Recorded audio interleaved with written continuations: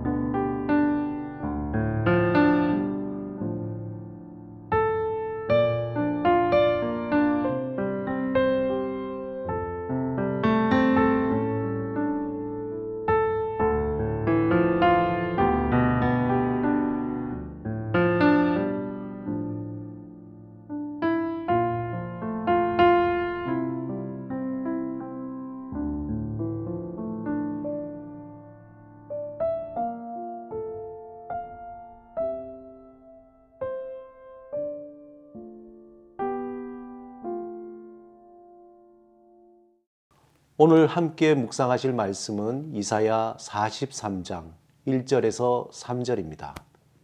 이 말씀을 통해 하나님이 우리에게 주시는 음성을 듣겠습니다. 야곱아, 너를 창조하신 여호와께서 지금 말씀하시느니라. 이스라엘아, 너를 지으신 이가 말씀하시느니라. 너는 두려워하지 말라. 내가 너를 구속하였고 내가 너를 지명하여 불렀나니 너는 내 것이라.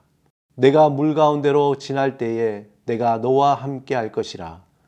강을 건널 때에 물이 너를 침몰하지 못할 것이며 내가 불 가운데로 지날 때에 타지도 아니할 것이요 불꽃이 너를 사르지도 못하리니 대전하는 여호와 내 하나님이요 이스라엘의 거룩한 이요 내 구원자임이라. 내가 애굽을 너의 속량물로 구스와 스바를 너를 대신하여 주었노라. 성경에는 두려워하지 말라라는 이 말이 365번이나 나온다고 합니다. 이 말은 1년 365일마다 매일마다 두려워하지 말라라는 하나님이 우리에게 주시는 위로의 말씀입니다. 즉 우리는 매일매일 두려움의 숲을 지나고 있다는 말과 같습니다. 스위스 내과 의사이자 정신의학자인 폴 트루니에는 우리가 의식적이거든 아니면 무의식적이거든 생각에 꼬리를 물고 이어지는 두려움으로 살아간다고 합니다. 그 두려움은 너무나 다양한데 그 종류를 소개하면 이렇습니다. 일반적인 질병으로 오는 두려움, 아버지와 같이 나이 들어서 죽을 것 같은 두려움, 또 고독에 대한 두려움, 누군가에게 상처를 줄지 모른다는 두려움, 오해받을지 모른다는 두려움 등등입니다. 이러한 두려움이 심하게 되면은 두려움을 두려워하는 상태까지 몰고 가게 됩니다. 그래서 이 두려움은 정신을 혼란스럽게 하며 두려움에 대한 저항 능력과 상식적으로 사고하는 능력을 잃을 때까지 눈덩이처럼 불어나게 됩니다. 어떻게 보면 우리는 두려움의 쥐레밭에 살아가고 있다고 해도 과언은 아닙니다. 그래서 우리의 간절한 기도 제목이 있다면 하나님 우리에게 두려움이 사라지게 하옵소서일 것입니다. 이러한 두려움은 우리를 몹시 곤란하게 합니다. 우선 이 두려움으로 우리의 사기가 저하되거나 아예 신체적인 마비를 가져오기도 합니다. 우리가 이 세상을 살아가면서 두려움을 우리는 피할 수 없을 것입니다. 우리는 매일마다 새로운 두려움을 만나게 되고 또 그 두려움 때문에 우리는 어려움을 당하게 됩니다.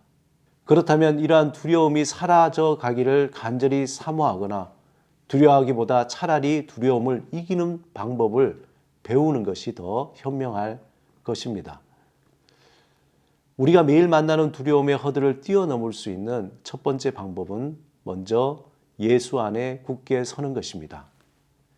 여러분, 두려움의 근본 원인은 죄입니다. 그러므로 이 죄의 문제를 해결하러 오신 예수 그리스도를 우리 마음에 모셔야 합니다. 요한복음 14장 27절에 보면은 평안을 너희에게 끼치노니 곧 나의 평안을 너희에게 주노라.